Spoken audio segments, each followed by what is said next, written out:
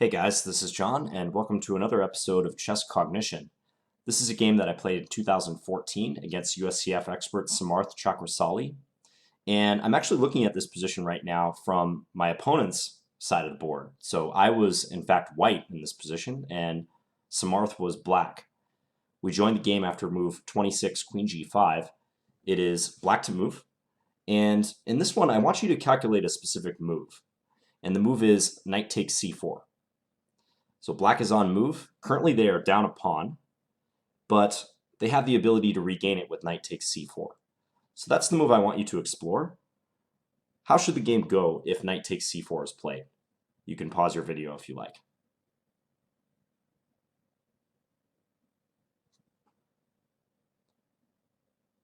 Okay, so knight takes c4 in many respects appears like a good move because we notice that this knight on d2 will be attacked 3 times. And if it moves, the rook on d1 will also be attacked. Right now, black is attacking the rook with the queen. It is backed up with the other rook, but this rook on d8 is lurking, and should this knight move, then black can play rook takes d1. However, it turns out that knight takes c4 misfires, because after knight takes c4, rook takes d1, white has a nice resource here, which, good job if you found this, it's the move knight e3, forking the queen and the rook. So even though white is temporarily down in exchange, a rook for a minor piece, knight e3 is working because we hit the queen and we also hit the rook. And since the queen is so valuable, it has to move, and then white can scoop up the rook on d1, presumably.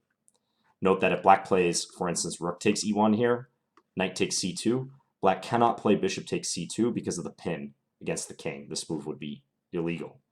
And white would have queen, knight, and bishop against black's 2 rooks plus bishop. That's more than enough for white. White should be winning.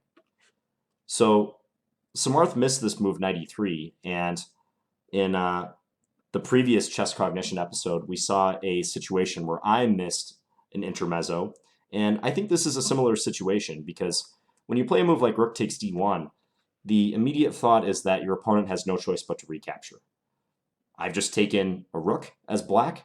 It seems like white simply has to recapture, and we'll go from there. And I assume that Samarth was looking at the line, rook takes d1, queen takes d1.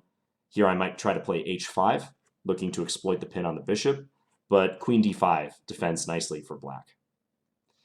So beware of assumptions in your calculation, especially in regards to captures, as we discussed in the previous video, because that can lead to mistakes and overlooking resources. It turns out that instead of knight takes c4, the best move for black would have been knight a4. And if white follows through with the threat, which is h5 to try to win the pin bishop, h5, black has knight b2, and this is a much better way to attack the rook on d1. If the rook were to move, then queen takes d2 is possible, and black is doing excellently here. So knight takes e4, unfortunately, is not working for black due to that resource. I should mention how the game went after knight e3. I think Samarth gave up a little bit too quickly here because it was possible for black to try to fight on with the move rook d5. This is a surprising move. I actually saw this when I was originally calculating what would happen if black plays knight takes c4.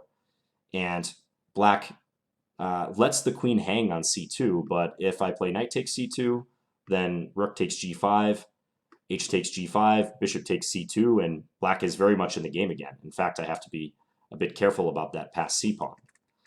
So after rook d5, I was planning on continuing with knight takes d5, e takes d5, and here white should play precisely. The move bishop h3 is strong, attacking black's rook on c8 and threatening h5. It was possible to go wrong had this position arose because the move h5 looks tempting, but black has a defense. And just as a little bonus here, if you want to pause your video and try to find black's defense, you can do so now. Okay, so the defense that black has is queen to f5. This attacks white's queen, and white has no time to take the bishop now because the queen is hanging. And after a trade, again, black is doing great. I would not want to stumble into this as white. So bishop h3 would be a nice way of proceeding.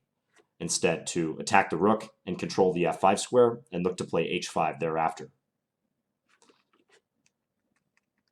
So, interesting example where a in-between move and a backward knight move, knight e3, plays a key role.